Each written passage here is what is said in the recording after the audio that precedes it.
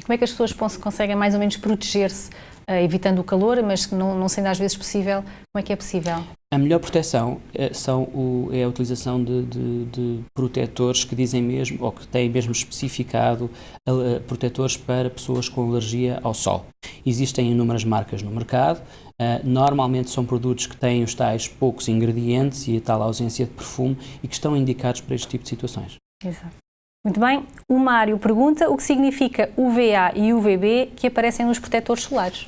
São dois tipos de raios ultravioleta. Os UVAs são cerca de 95% da radiação ultravioleta que atinge a Terra e, por norma, são mais agressivos, ou seja, os UVAs provocam fotoenvelhecimento, despigmentação e produzem os chamados radicais livres. Os UVBs são cerca de 5%, portanto é a radiação da radiação ultravioleta que atinge a Terra. São responsáveis pelo bronzeado, mas em excesso também podem provocar lesões na pele. Muito bem. O Nuno pergunta-nos aqui, é verdade que usar 100 mais ou o ecrã total torna-me mais protegido ou é tudo a mesma coisa? O ecrã total ou 50 mais são conceitos muito coincidentes. O facto de nós utilizarmos um protetor solar de índice elevado não faz com que fiquemos isentos de risco na exposição solar. Primeiro porque o protetor solar tem uma duração. Após a aplicação na pele terá que ser renovado a cada 2 horas e até pode ter que ser renovado de forma mais frequente se tivermos uma ida à água muito frequente. Depois porque nas horas de maior risco de exposição solar, portanto entre as 11 e as 16, mesmo utilizando um protetor solar, é muito provável que possam aparecer queimaduras e consequências na pele. Portanto, eu diria que a proteção solar não é de forma nenhuma um seguro de vida em relação aos danos causados pelo sol. É tão somente uma forma de nós podermos estar expostos ao sol em segurança, mas obviamente nunca dispensando o bom senso. Exato. Temos aqui uma questão muito pertinente da Helena que pergunta o seguinte: a partir de que idade as crianças podem usar cremes iguais aos pais? Eu diria que a partir dos 6 anos, 6 a 8 anos, poderão utilizar cremes de adultos. No entanto, são normalmente formulações para peles mais sensíveis e, como regra de bom senso, uma vez mais, os protetores solares específicos para crianças deverão ser utilizados até cerca dos 12 anos. Ok. Outra questão, o Fernando tem um eczema nas sobrancelhas, isso significa que não posso ir à praia e apanhar sol? Não. Pode ir à praia, pode apanhar sol, utilizando obviamente a proteção solar adequada, mas não é uma situação que faça com que seja de evitar a exposição solar. Ok, muito bem.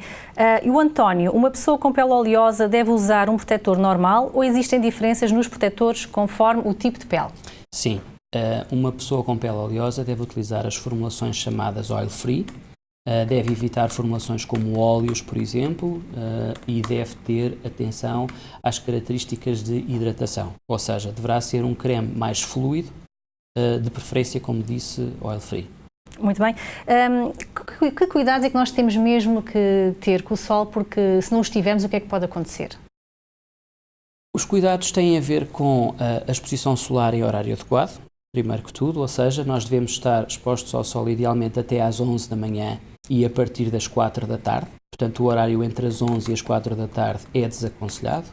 Devemos fazer uma escolha criteriosa do protetor solar e, se possível, ter em conta o grau de exposição aos ultravioletas. Hoje nós temos disponível, através da internet e antes de sair de casa, qual é o índice de radiação ultravioleta naquele dia, na zona onde estamos, e eu diria que, como regra de boa prevenção, para além da aplicação do protetor solar, da utilização de t-shirt e do chapéu, nas crianças sobretudo, se nós pudermos consultar o índice UV desse dia, temos um aliado no cálculo que nos permite saber que tempo é que temos para estar expostos ao sol sem correr riscos. Ok, muito bem.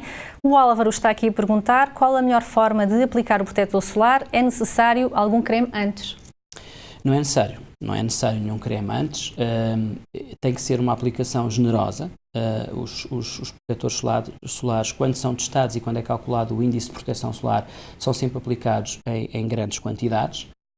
Eu diria que a regra geral seria a tal aplicação entre 15 a 30 minutos antes da exposição solar, de uma forma homogénea em todo o corpo e de uma forma generosa, porque só assim é que se adequa a proteção solar ao índice que está na embalagem.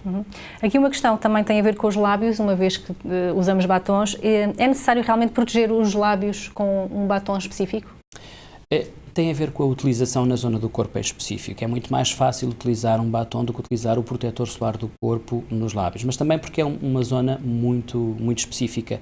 Para além da proteção solar, o que o batom faz é hidratar uma zona que fica altamente exposta à radiação ultravioleta e, portanto, tem mais hipótese, digamos assim, de ficar desidratada. Ok. A Isabel está aqui a dizer que tem muitas cicatrizes fruto de uma operação e não sabe como as pode proteger. É uma situação específica esta também, não é? É uma das situações em que é preconizada a utilização dos chamados sticks, utilização do índice elevado, e o stick permite uma melhor utilização das zonas específicas e mais sensíveis. Ok, muito bem. Perguntava-lhe novamente aqui acerca da proteção entre o rosto e o corpo, que as pessoas estão a perguntar. Qual é a diferença, para quem só agora está a chegar, que diferenças é que podemos, que cuidados devemos ter em relação ao rosto e ao corpo? Podemos utilizar o mesmo protetor no rosto e no corpo. A questão de nós querermos diferenciar o rosto do corpo terá muito mais a ver com características específicas do tipo de pele do rosto, ou eventualmente até com o desejo de, com uma proteção adicional do rosto, estarmos ao mesmo tempo a fazer uma proteção solar clássica, digamos assim, e uma proteção para o envelhecimento, uma vez que sabemos que a exposição solar contribui para o chamado fotoenvelhecimento, o envelhecimento provocado diretamente pela exposição solar. E em relação ao cabelo, muitas pessoas também sabem que sobretudo as mulheres, que é preciso proteger o cabelo. Há algum cuidado específico? Um cabelo protegido é sempre um cabelo com melhor aspecto geral e mais saudável. Existem produtos específicos para a proteção do cabelo, inclusivamente nas situações de coloração em que é possível, digamos assim, prolongar a coloração através da proteção solar capilar. Muito bem. Mais uma pergunta em relação à duração dos protetores, para reforçar aqui a ideia. Nós realmente temos de ter muito cuidado com a validade, não é verdade? Sim, não convém utilizar após a validade inscrita na embalagem. Muitas vezes os produtos perdem a sua capacidade de proteção e outras vezes acabam por provocar situações como alergias pelo facto de estarem a ser utilizados fora do período aconselhado. Outra questão relacionada com os fatores, com as siglas que nós vimos nas embalagens, o FPS, pode explicar? FPS é o fator de proteção solar, ou seja, quanto mais elevado, maior é, teoricamente, maior é o tempo de exposição solar sem risco associado. Como disse, não é uma situação linear. De qualquer das maneiras, ele é um indicador global, digamos, do índice de proteção. Significa o quê? Que índice de proteção menos elevado poderão ser mais adequados para peles mais escuras, e índice de proteção mais elevados poderão ser associados a peles, utilização de um fototipo de pele mais clara. Ok, muito bem. A Isabel pergunta, existem protetores à prova de água?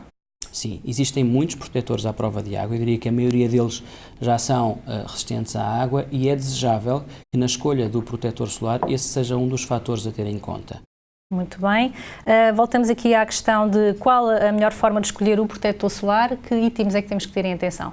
Então, ter em conta a idade, ter em conta o tipo de pele, se é uma pele oleosa, se é uma pele seca, se é uma pele mista, o chamado fototipo, que tem a ver com a pigmentação natural da pele, e depois ter em conta o grau de exposição solar que queremos, o tempo de exposição ao sol que queremos ter. Por norma e como regra geral, em Portugal, na nossa latitude, devemos sempre utilizar índices de proteção superiores a 30. Exato. O Carlos pergunta aqui, um óleo de protetor solar é eficaz? É eficaz. A questão do óleo tem muito mais a ver com a forma como o produto é formulado e com a própria textura do que propriamente com o índice de proteção. Eu posso ter um óleo com um elevado índice de proteção e posso ter um óleo com um índice de proteção médio. Olhando para a embalagem e olhando para o fator de proteção solar, lá está, podemos perfeitamente perceber se se trata de um produto de proteção baixa, média ou elevada. Doutor, perguntava-lhe então agora, em relação aos bronzeadores, isso é um produto que se deve utilizar ou não? Quem bronzeia é o sol através da síntese de melatonina que é feita na pele, não é? Enfim, esta noção de acelerador do bronzeado, eu penso que às vezes poderá um bocadinho, digamos, ser confundida com a proteção solar. Poderá chamar-se bronzeador, mas o que é importante e a designação que está igual para todos os produtos é a designação de fator de proteção solar. Mesmo que eu queira escolher um bronzeador, esse bronzeador deverá ter um índice ou um fator de proteção solar no mínimo de 30. Muito bem. A Carolina está aqui a dizer, tenho um bebê com 9 meses, porque é que é importante usar um creme mineral? Mais uma vez, tentámos perceber aqui a diferença entre os diversos tipos de protetor. Porque ele reduz as probabilidades de uma reação da pele, digamos assim, ao protetor químico. Não é verdade que assim aconteça em todos os casos, vamos ver, isto é uma situação que tem que ser vista caso a caso, mas por norma eu diria que há um fator preferencial de escolha do protetor para as peles muito jovens associado aos protetores minerais. Muito bem, a Mafalda pergunta, a minha filha tem pele atópica, posso usar um protetor normal? Nestes casos é aconselhado que o protetor seja hipoalergénico e preferencialmente sem perfume. Preferencialmente sem perfume, muito bem. Agora temos aqui a Ana a perguntar, comprei uns protetores em pó para usar com a maquilhagem, será que protegem o meu rosto? Protegem. O facto de serem em pó tem apenas a ver com a formulação do produto. Digamos, o tipo de protetor que está no pó é muitas vezes o mesmo que existe no protetor em creme. É só uma questão de cosmeticidade do produto e de utilização do mesmo. Esta agora, aproveito para lhe perguntar, uma pessoa que se maquilha, como é que deve fazer a proteção? Deve aplicar a proteção antes da maquilhagem, ou seja, poderá aplicar a proteção solar 10 minutos antes da maquilhagem, há uma certa homogeneização e há uma certa absorção, digamos, da pele e depois aí então proceder à maquilhagem normal. E os produtos de maquilhagem não poderão danificar a pele e prejudicar de alguma forma? Com a exposição ao sol? Há produtos de maquilhagem que já têm a proteção solar incorporada. Se calhar, até por uma questão de simplicidade, poderão ser esses os preferidos, mas de uma forma geral, as formulações estão preparadas para que assim não aconteça. Muito bem, voltamos aqui ao live chat. Diz a Rita Fernandes pergunta, quais os cuidados a ter com uma pele com sardas, com particularmente incidência no rosto? Índice de proteção elevado e a aplicação regular do protetor solar. Como disse, o fator 50+, será preferível nesse fototipo de pele e a utilização regular significa que deverei reutilizar o protetor solar a cada 2 horas. Muito bem. Temos aqui outra questão da Marta Machado, tenho 40 anos e com a minha segunda gravidez fiquei com muitas manchas na cara. Uso protetor solar durante todo o ano, mas basta apanhar um pouco de sol e as manchas ficam mais evidentes. Isso acontece mesmo com o uso diário do protetor solar? O que posso fazer? Pergunta.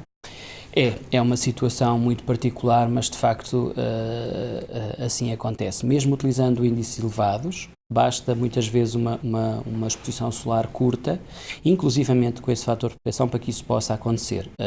Mais uma vez eu diria que era aconselhável falar com o médico assistente e perceber se haveria alguma situação adicional. Muito bem. O Gonçalo está aqui a perguntar, é verdade que alguns tipos de leucemia nas crianças estão associados à utilização de protetores solares não minerais? Uma questão difícil. Não é, vamos lá ver, não há uma prova científica de que assim aconteça. Não está provado que assim aconteça. Existem, de facto, enfim, alguns relatos, mas eu diria que, do ponto de vista da prova científica e da robustez na mesma, está por provar essa relação. Muito bem. E o Rui, para fechar, temos aqui uma última questão do nosso live chat. Não percebo nada de protetores e fico sempre sem saber o que fazer perante tanta oferta. Em que devo confiar para pedir conselhos? Obviamente que eu diria que a farmácia é sempre o melhor lugar para se aconselhar. Tem profissionais qualificados e, sobretudo, adequa o produto à nossa frente à pessoa que nós temos em causa. Tem o protetor certo, na altura certa, para a pessoa certa. Portanto, uma vez mais, repito, a melhor forma é mesmo falar com o seu farmacêutico na sua farmácia. Para fechar então esta conversa, Dr. Pedro Ferreira, se não tivermos cuidado, se não usarmos protetor solar, o que é que pode acontecer? Há 2 tipos de consequências. Há as consequências a curto prazo, que são a queimadura solar, com tudo aquilo que ela acarreta, com a sensação de desconforto, de vermelhidão, por vezes até febre. E há as consequências a longo prazo, como sejam o aparecimento de danos na pele, que podem ser irreparáveis, danos ao nível do DNA, que podem ser irreparáveis e que podem, em última instância, causar o aparecimento de cancro cutâneo. Muito obrigada, Dr. Pedro Ferreira, pela participação. Recordo também que se não viram a vossa questão respondida aqui neste live chat, ela será respondida por e-mail, ainda no decorrer desta semana. Poderão também voltar a ver este live chat no SAP Lifestyle, onde vai ficar disponível. Por hoje é tudo. Obrigada e até à próxima.